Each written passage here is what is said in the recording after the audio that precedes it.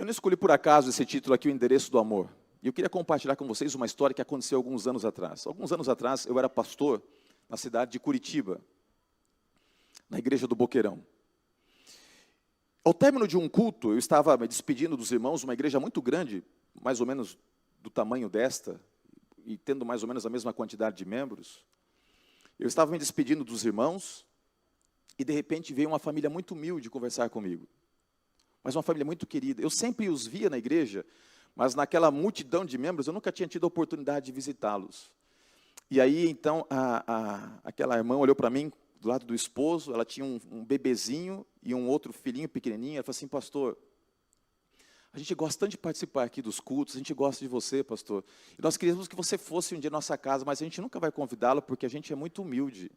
Aquilo partiu meu coração, eu falei assim, mas irmã, por quê? Imagina, eu vou com muita alegria na sua casa. Eu falei assim, não, pastor, você não está entendendo, a gente mora numa casinha muito humilde, não tem como a gente receber. Eu falei assim, irmã, tira esse pensamento, eu venho de uma família humilde, eu não valorizo as pessoas por aquilo que elas têm, mas por aquilo que elas são.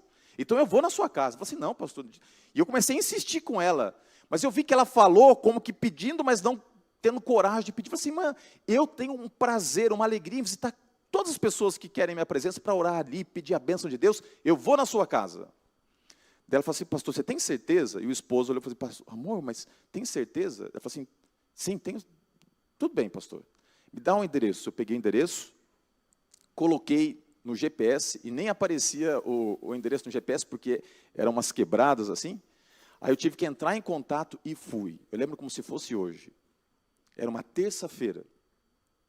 Estava anoitecendo. Eu me perdi no meio ali da comunidade, mas por fim consegui chegar na casa.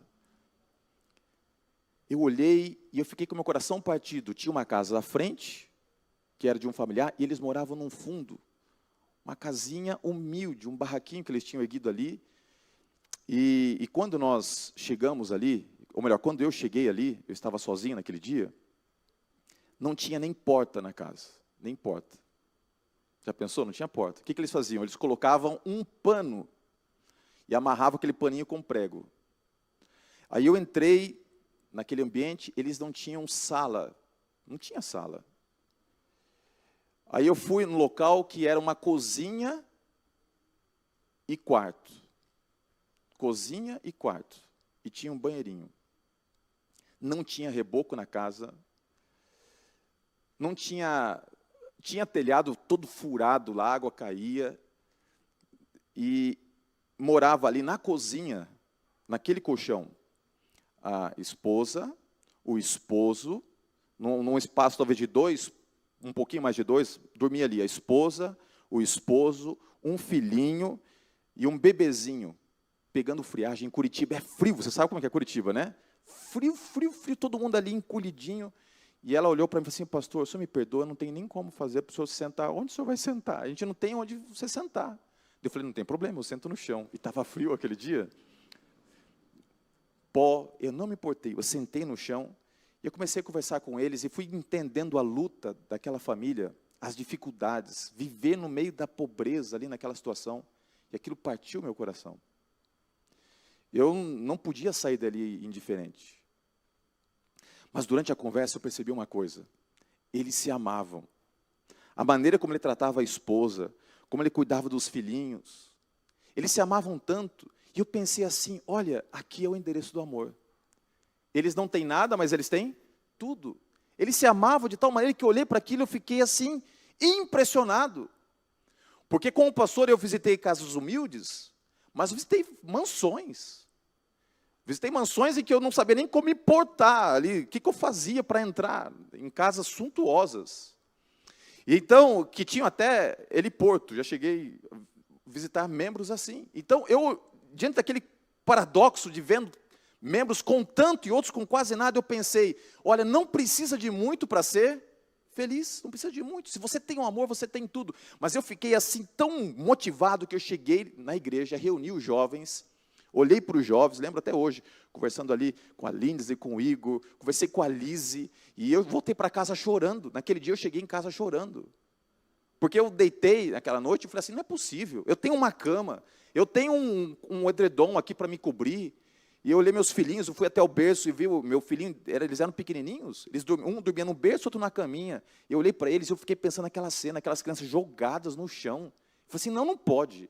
Eu reuni os jovens e falei assim, olha, vocês são uma família que é a família de Deus. E a gente talvez não saiba, mas dentro da nossa família aqui da igreja, tem uma pessoa que vive assim, não, pastor, não é possível, tem. E o que a gente vai fazer? Eu perguntei para ele, falei assim, não, pastor, a gente vai dar um jeito. Queridos, foi uma das experiências mais lindas que eu vivi na minha vida. Os jovens se uniram e a gente fez um programa ali, Irmãos à Obra. Você sabe o que eu estou dizendo, né? Sabe o que é isso? Quem já assistiu o tal do programa Irmãos à Obra? Já assistiram aí?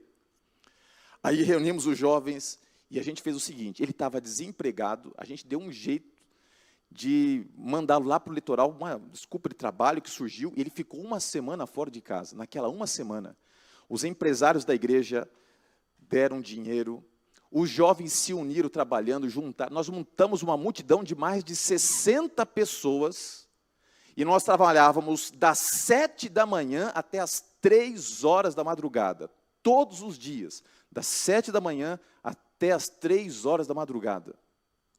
E nós construímos uma casa para eles, amém? Eu aprendi a colocar tijolo, ali foi o primeiro passo, né? Porque eu aprendi ali a colocar um pouco de tijolo, assentar. Se você me perguntar, pastor, você é um bom pedreiro? Eu falo assim, eu gosto de pregar, amém? Por isso ou não? Eu gosto de pregar. Mas eu me virei ali, nós nos atracamos, a casa ficou a coisa mais lindinha. E a gente comprou e, olha, eles receberam televisão de LED.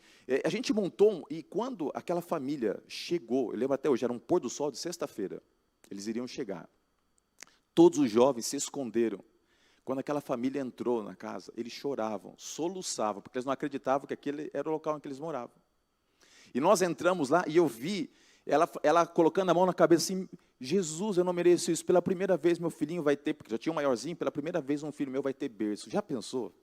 Pela primeira vez na minha vida um filho meu vai ter berço. Todos nós somos impactados ali, todos nós. Mas eu lembrei de uma coisa, e até hoje eu lembro.